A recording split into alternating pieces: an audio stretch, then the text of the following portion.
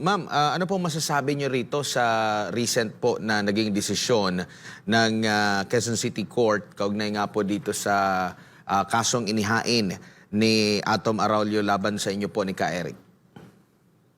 Hindi naman kami na-surprise dyan. Alam naman namin na yan ang lalabas kasi ang nangyari dito, yung unang lawyer namin, si Attorney Mark Tolentino, hindi niya na-file on time ang pre-trial brief namin. So yan yung nangyari.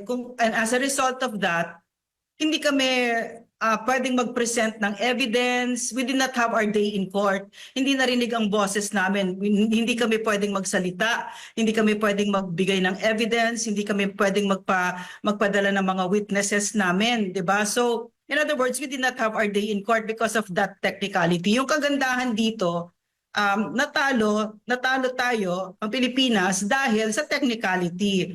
Pero hindi ibig sabihin, kasi kaya final ni Atom Araulio yan. Ang ibig sabihin naman ng kaso na yan, nasaktan ang damdamin niya. Yes po. Ako, balikan lang natin si Dr. Lorraine Marie Badoy, kaugnay nga po dito sa naging desisyon ng Quezon City Regional Trial Court po, mga kapartner.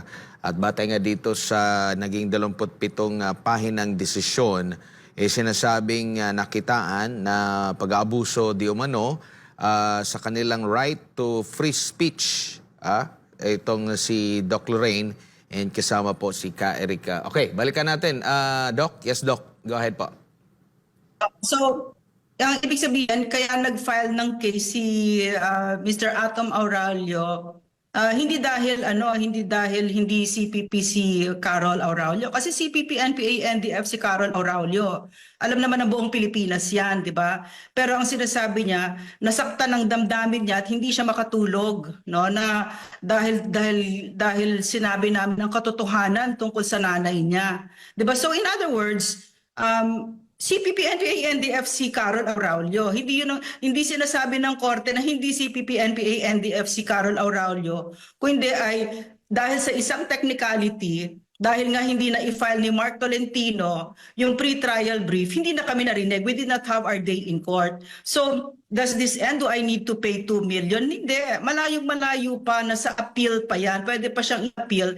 And we're very confident kasi yung next na appeal na ito, biro mo ang mga witnesses namin, mga former na kadre na kasama si Carol Araulio, mga biktima ng CPP, NPA, NDF, mga members ng security sector. O paano lulusot si Carol Araulio diyan, 'di ba? So in other words, ang sinasabi namin si Atom Araulio, sabihan mo yung nanay mo, okay? Na huwag siya magsisinungaling. At panindigan niya, sabihin niya kung ano yung totoo. Na CPP, NPA, NDF yung nanay niya. Pero we don't need to pay anything at this point, no?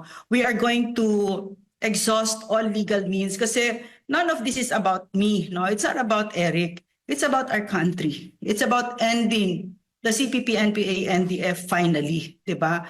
At we're very confident na yung legal processes natin ay very sound kasi meron din kaming mga kaso. Ganyan din, pareho lang. Nag-e-eksperimento ang CPP, no, si Teddy Casino at si Carol Araulio. Pero this time, my lawyer is Attorney Marlon Bosantog, no? So he's a very good lawyer. So nakikita namin ngayon na papanalunin natin ito para sa Pilipinas. Kasi talaga nakikita yung kung ano yung sinabi ko sa inyo, yung witnesses, etc., lahat nandyan. So, yon.